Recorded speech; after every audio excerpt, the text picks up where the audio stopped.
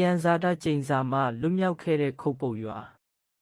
ရှမ်းပြည်နယ်အရှေ့ပိုင်းကျိုင်းတုံမြို့နယ်မှာရှိတဲ့ခုတ်ပုတ်ရွာလေးစီကိုရွှေနဲ့သတ္ထုတူးဖော်ရေးကုမ္ပဏီတွေကပြည်သူ့စစ်နဲ့ဒေသခံအာဏာပိုင်တွေနဲ့အတူသယံဇာတတူးဖော်ဖို့လာရောက်ခဲ့ကြပါတယ်။ဒါပေမဲ့ဒေသခံတွေကသူတို့ရဲ့မြေယာတွေပျက်စီးဆုံးရှုံးမှာဆိုတဲ့အတွက်လက်မခံဘဲကန့်ကွက်ခဲ့ကြပါတယ်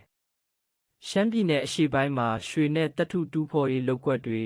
နေ့စဉ်တိုးပွားလာနေပေမဲ့ခုတ်ပုတ်ရွာဒေသခံတွေကတော့ရွှေတူးဖော်တာရဲ့ဆိုးကျိုးတွေကိုသိရှိတဲ့အတွက်ကန့်ကွက်ခဲ့တာဖြစ်ပါတယ်။အဲ့ဒီအပြင်သူတို့ဘိုးဘွားအစဉ်ဆက်လက်ဆင့်ကမ်းကျင့်သုံးလာခဲ့တဲ့ဓလေ့ထုံးတမ်းမြေယာစီမံခန့်ခွဲမှုစနစ်တွေပျက်စီးထိခိုက်ဆုံးရှုံးနိုင်တာကြောင့်ရွှေနဲ့သတ္ထုတူးဖော်ရေးလုပ်ငန်းတွေကိုလက်မခံကြပါဘူး။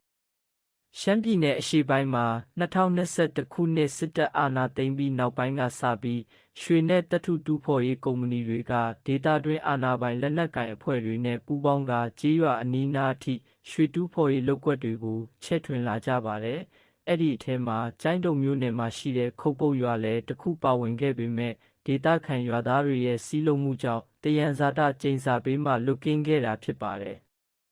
ခုတ်ပုတ်ရွာဟာပြည်သူ့စစ်နဲ့အုပ်ချုပ်ရေးယန္တရားအားကောင်းတဲ့ကြေးရွာတစ်ရွာဖြစ်ပြီးအိမ်ထောင်စု150ခန့်နေထိုင်ကစိုက်ပျိုးရေးကိုအဓိကထားသက်မွေးဝမ်းကြောင်းပြုကြပါတယ်။ခုတ်ပုတ်ရွာလိုပဲသယံဇာတကျိန်စာကလွတ်မြောက်ခဲ့တဲ့နောက်ထပ်ရွာတစ်ခုလည်းရှိပါတယ်